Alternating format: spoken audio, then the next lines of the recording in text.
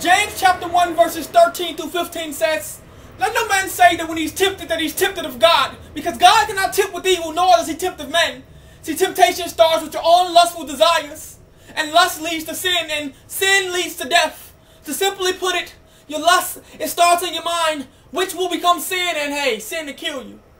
So I'm here to encourage anyone who's out there that's struggling with temptation.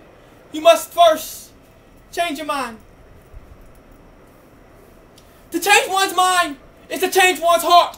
But to transform one's thoughts from carnal to spiritual might be kind of hard, because they say that you are who you're going to be by the age of 7, mentally molded with the mess of this society, polluted with the perversion of sexual immorality, all before you even reach puberty. So basically, you've been cursed with the mentality that influences your morality, and it has you act out constantly, but you think it comes naturally. But actually, you've been nurtured to corruption, and playing the cards you've been dealt takes on a whole new meaning, because those who are responsible for helping you set up your hands, sit back and watch while you're reneged, and through your adolescent and teenage years, you develop a mindset that tells you just follow the trend, pretty much blend in. So in my opinion, changing the human mind is almost unimaginable, because to me, it is impossible to inform one of his ignorance, because if ignorance is the lack of knowledge, one will never see his ignorance to ever know that he's ignorant.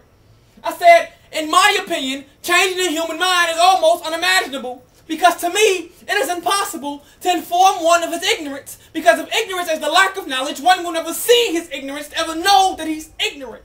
Get it? So trying to change one's mind before you've convinced that one that his mind needs to be changed is like trying to offer a cure to a patient who doesn't yet believe they have a disease. They say that a mind is a terrible thing to waste, but an untrained mind is a waste of a mind. So I just thought that I would break you off a piece of mind by giving you a piece of mind. Do you mind?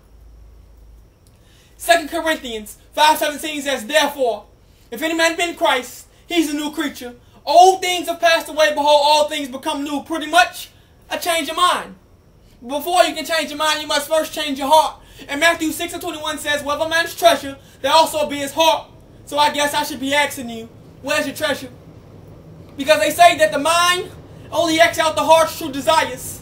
So if that statement is to be true, then what desired action does your mind transpire?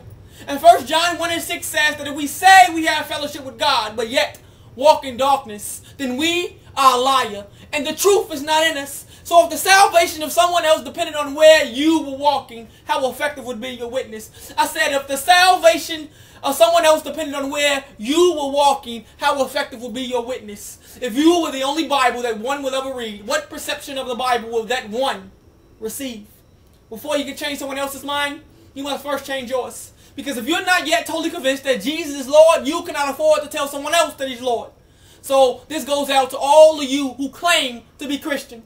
I am trying to compassionately convince you that if your lifestyle ain't lined up with Scripture, then to you, this piece may just be a sign that you need to first change your mind.